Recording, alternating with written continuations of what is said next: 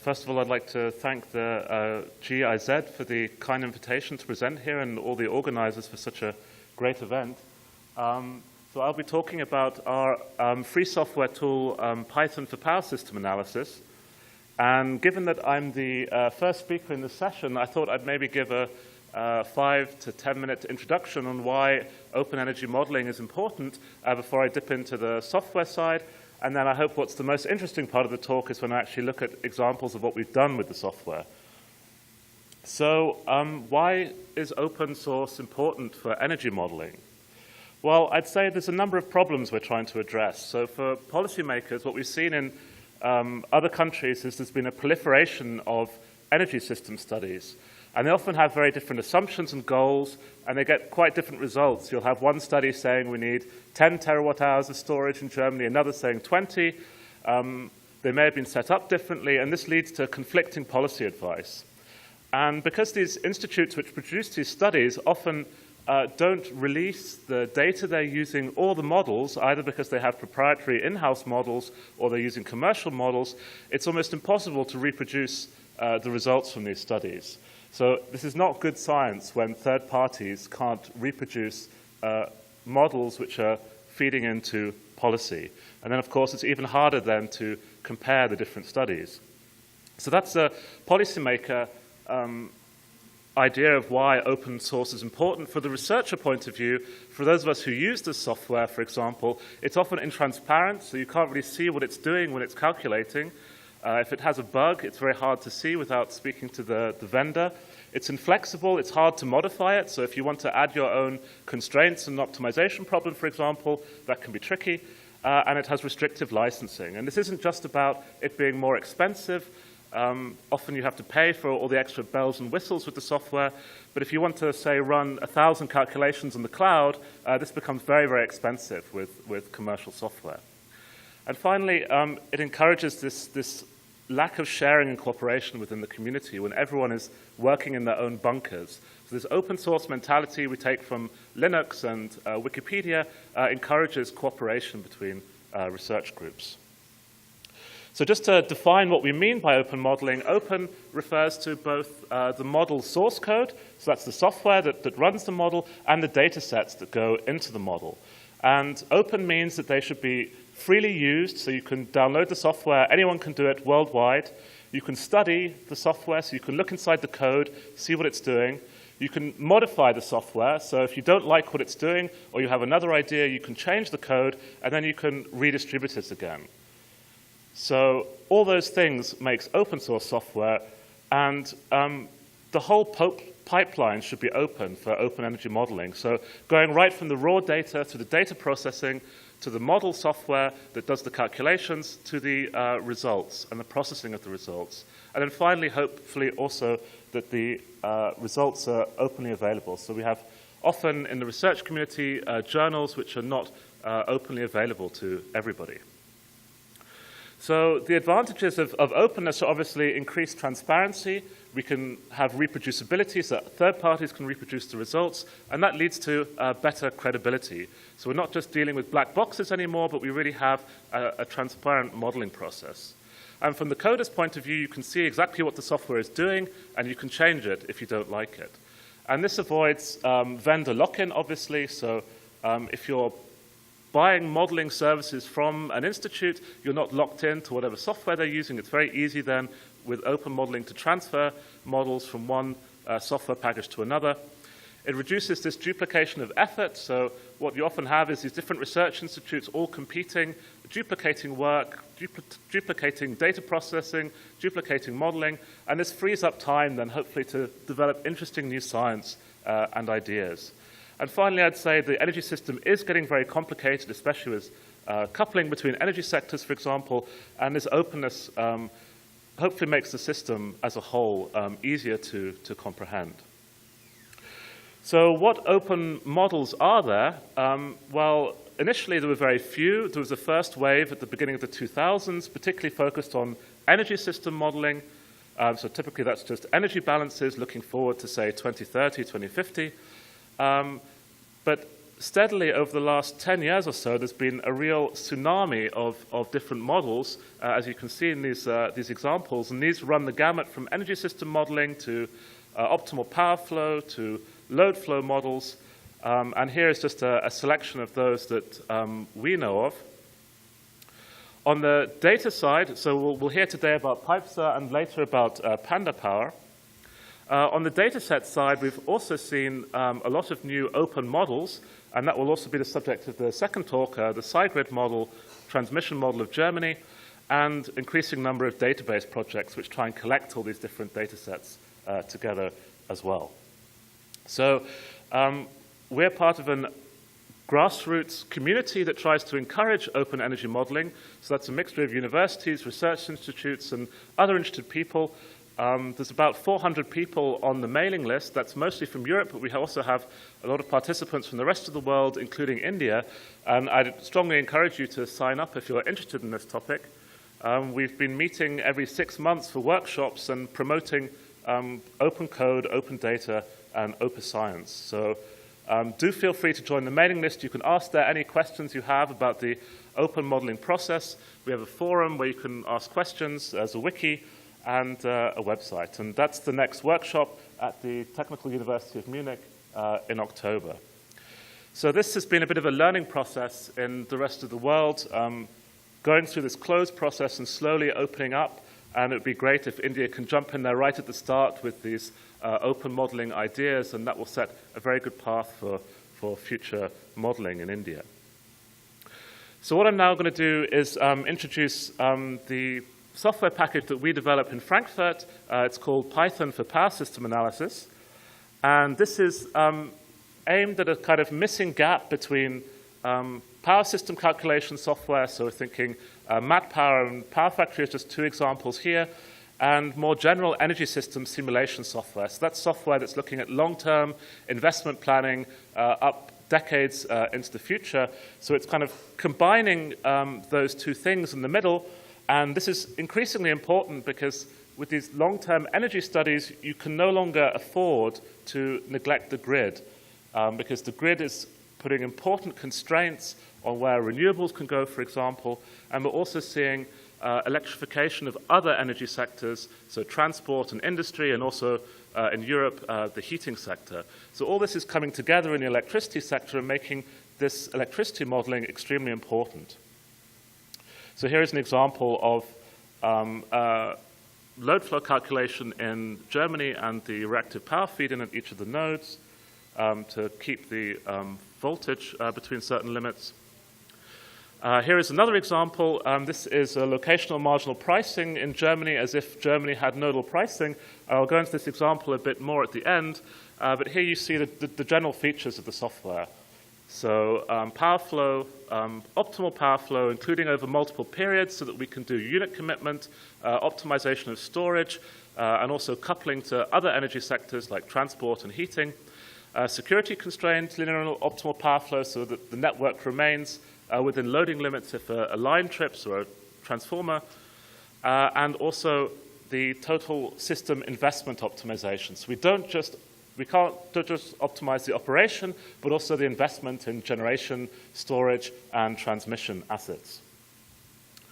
So in terms of modeling of the electricity system components, we have meshed, multiply connected AC and DC networks. So there are no meshed high voltage DC networks at the moment, but those can be modeled in the software along with the interfaces between them. We have standard types for the lines and transformers following the implementation in Panda Power, which we'll hear about later. Dispatchable generators with unit commitment. You can specify time series for generators with time-varying power availability, so we're thinking of wind and solar here. Storage units with all manner of efficiency losses, simplified hydroelectric modeling, and coupling to other energy carriers.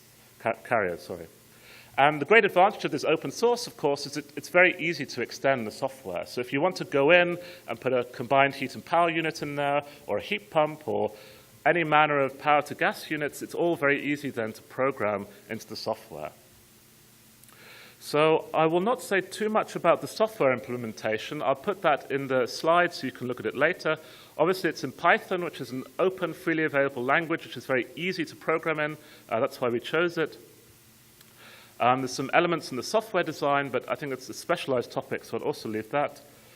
I'll just briefly go through the features. Obviously, the power flow is implementing the, essentially quadratic complex equations for the power flow, so solving in Newton-Raphson. There's also a linear version in the software, so this is all standard power system features, power system model features. And running a program looks a bit like this. So it's very simple. You just import your data, you run a load flow, and then you do your analysis. So one important point to stress here is there is no GUI, so you have to do the coding yourself, but then you have a very interactive environment. There's these Jupyter notebooks where you can execute some code and then immediately see the graphic, so the graph, the network loading or whatever. So these graphics that I'm showing, you can build into the Jupyter notebook. So for the optimization, it's basically a production cost model in the language that we heard from NREL yesterday, where we're modeling the operational costs, so your fuel cost for your power generators, and you're optimizing over multiple periods, so that's over multiple time steps for multiple nodes and multiple energy carriers, and you're also optimizing then the capacities of the generators and the transmission if you choose to. And this is all, of course, subject to physical constraints, which I'll just go through, and then I'll show you some typical calculations. So obviously we have to make sure in the optimal power flow and the optimization that the demand is always met at every node by either the local generation there or the flows from the network. The availability of the generators has to be respected. We can put in global constraints on the CO2 emissions, for example, or other quantities. We have to have storage consistency, so we have intertemporal optimization, so we have to respect conservation of energy and the losses.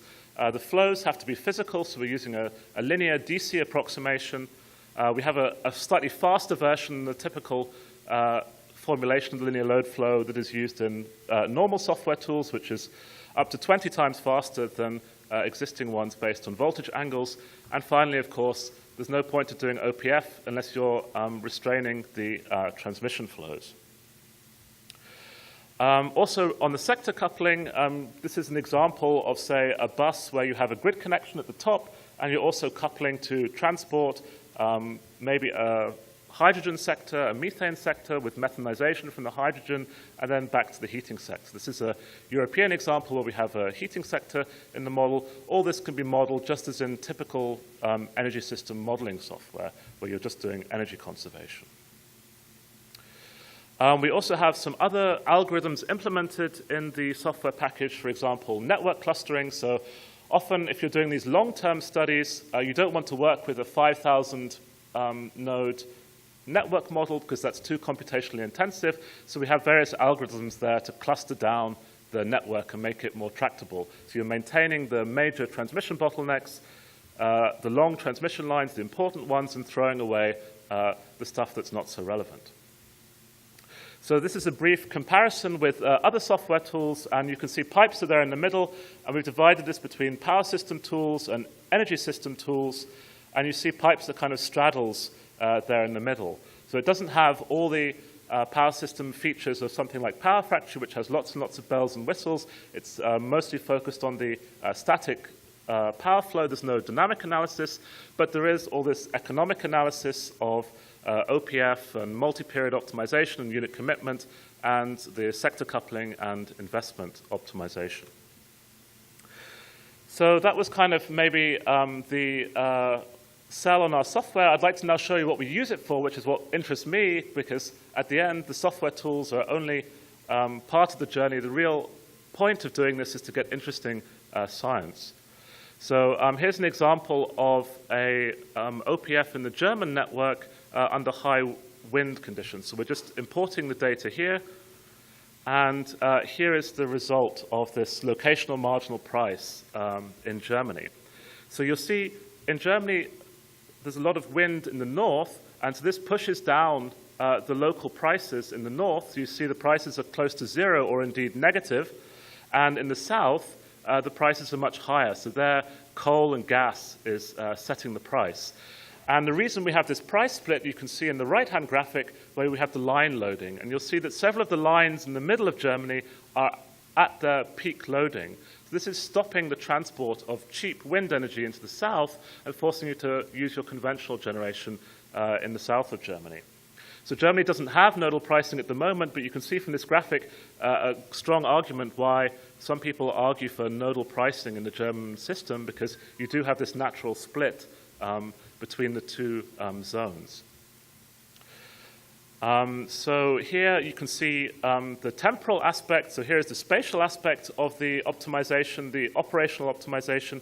Here is the temporal aspect where we see over a 24-hour period where we've optimized because of the storage in the models. So we have pumped hydro storage. So we want to optimize the dispatch of that over the period to reduce total system costs and also for the unit commitment.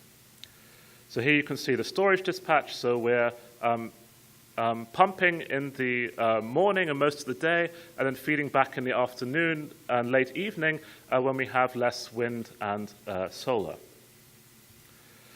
We're also curtailing wind. So we said before the system is very highly constrained because of those transmission constraints in the middle of Germany. So that's preventing the wind from being transported from north to south, but we're also actually having to curtail some of the wind because of those bottlenecks. And you see that in this graphic. So the very top blue line is the actual boilerplate capacity of the onshore wind, and the red line is the availability. So that's the available wind, and what we're actually dispatching is blue. So the difference between those two curves, the green area is all the energy which is being curtailed because of those bottlenecks which prevent the transport. So this was modeled with the SideGrid network, which Vided will introduce later. That's all available online. All the code for this example is also available online. I also mentioned the investment optimization, and this is where our main focus is, doing the joint optimization of transmission, generation, and storage for very highly renewable scenarios. So it's important to do this joint optimization so you can balance, for example, building transmission to integrate renewables from far away with doing your renewables more locally and using storage. And that's illustrated in this example. So as a boundary condition on this optimization of the investment, so we optimize over these 300 nodes. We're looking at a time period of a full year. We're optimizing that all at once in the optimization to get a 95% CO2 reduction compared to the 1990 levels. And we're also saying you're not allowed to build the grid. So the model has to make do with the existing grid in the European system. And what happens is the model then has to balance the renewables with what grid it has and also balance locally with storage. And if you look at the graphic, that's actually what it does. So you see a lot of solar in yellow in the south, and that's being balanced with battery storage, which is gray in this example. You see a lot of yellow and gray in the southern Europe, where the solar resources are good. And in the north of Europe, you see a lot of wind in blue. So we have very good wind resources around the North Sea and the Baltic Sea. And there, for balancing, because the wind varies in a slower time scale, we're using actual hydrogen storage. So we're converting electricity to hydrogen, or we're using it for electrolysis and storing the hydrogen to give long-term balancing to that wind. So this actually pushes the cost of the scenario up when we don't have grid expansion, so we have to build a lot of storage. And all of this is using open data again and is available online. So if we start to allow a bit of grid expansion, we see a different picture. So here, the grid expansion is marked in red and purple, and what happens is it builds more grid in the north of Europe to transport that wind down to the south. So it's exploiting that very cheap wind resource around the North Sea. So this was with no grid expansion. The left graphic here is allowing 50% grid expansion, so 50% more grid than there is today. And the most extreme graphic on the right is 3 times today's capacities. And there it builds a big band of transmission across the north of Europe to integrate these big weather variations as these weather systems come across Europe. And if you look at the total system costs when you do that, that's in this graphic. So On the x-axis, we have the allowed expansion going from 1, which corresponds to today's grid, to 2, which would be double today's grid, and 3, which would be triple today's grid. And you see the development of the costs is highly nonlinear. So if you don't allow any grid expansion, your system becomes very expensive because you have to build a lot of storage. That's gray and purple in this example, and you're building a lot of solar in yellow, which is more expensive, but can be balanced more easily locally. As you allow grid expansion, there's a big nonlinear drop in the costs, and already at sort of 50% grid expansion compared to today, you're getting most of your cost saving from the grid. So you're replacing the storage with networks. You're substituting balancing locally in a decentralized manner with these big centralized systems. So this is very relevant for Europe because we have problems expanding the grid because of acceptance problems. This shows actually a little bit of grid goes a long way, and going really for the total cost optimum is not really particularly useful because already at sort of 25% grid expansion or 50%, you're getting a lot of the benefit. This is another example basically saying the same thing. If you look at the shadow price of the line volume constraint that we put in, you can essentially interpret for which grid costs you get which expansion in the optimum. So the optimum with overhead lines would be an expansion 3 times today's, but if you're building more expensive cable, underground cable, then your optimum is nearer 20 to 30% expansion. And here's an example of the locational marginal prices in these models. When we don't have a lot of grid, then the pricing is very heterogeneous and a lot more expensive, but with more grid, the prices balance out a lot more, as you would expect. And finally, I mentioned the sector coupling. So the idea here is to exploit flexibility from the charging pattern of electric vehicles, and in the European case, heat storage. And here we see big benefits from this flexibility from these other energy sectors. So it's obviously not just about electricity. For complete decarbonization, we have to look at these other sectors, and the usage of flexibility there is very beneficial. So the software is all online. You can just go to the websites. All the links in the presentations are in the USB sticks are clickable, so just click on them there. It's a bit hard to tell who's actually using the software. I know of about a dozen institutions using it at the moment. We can't really collect statistics because it's all on GitHub and a website for sharing software, and they don't give us the statistics. But the website has been visited by a large number of people across the world, including many in India already. So to wrap up, I hope I persuaded you that open energy modeling is important for transparency and reproducibility in the future, and I think it would be great if India got in there early. Please do join the Open Energy Modeling Initiative on the website. It's a very friendly community with lots of combined experience to share, and of course we'd love to hear your experience too.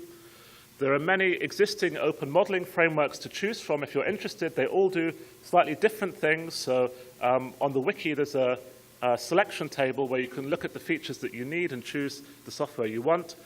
I've presented our software, Python for power system analysis, which is a toolbox for optimizing modern power systems with lots of renewables and storage. And we've already obtained many interesting research results, and if you're interested in using it, then please just catch me later. Thank you for your attention.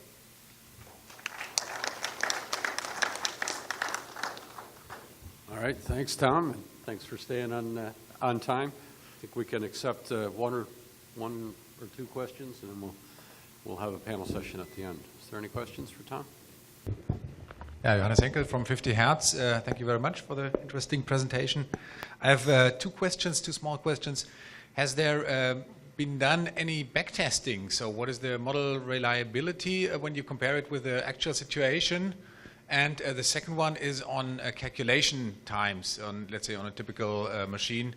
If you run a yearly, I don't know, national run for one country, like Germany, what are the rough calculation times there? So the first question is more on the data sets, I would say. You're asking whether the models of the European system have been validated. We've done quite basic validation, making sure that the model is feasible. We haven't done extensive testing to see whether it reproduces market prices or cross-border flows. I know from experience this is really, really hard to match. So we haven't done any of that kind of really detailed validation of the data sets, no. We'd like to do it, but I fear it's like a big morass that's very hard to get right. And I think even with the TSO models of the grid, these things are hard to really match to in some cases. The second question was the computation speed. As far as the load flow goes, it's at least comparable with MATLAB-based map power. I mean, we have some statistics, and it's under a second for 3,000 node networks, for example, in terms of the load flow. In terms of the optimization, it depends very much on the solver that you're using. So there, it's not really our software. The software prepares the problem, and there it can be a bit slow because it's Python, but we've made it as fast as we can. But from that point, it's then passed to a commercial solver or an open source solver, and that's sort of out of our control. But I can give you some typical examples later if you're interested. Okay, thanks, Tom. If you have other questions, we have 3 members of this open but apparently tightly knit community here.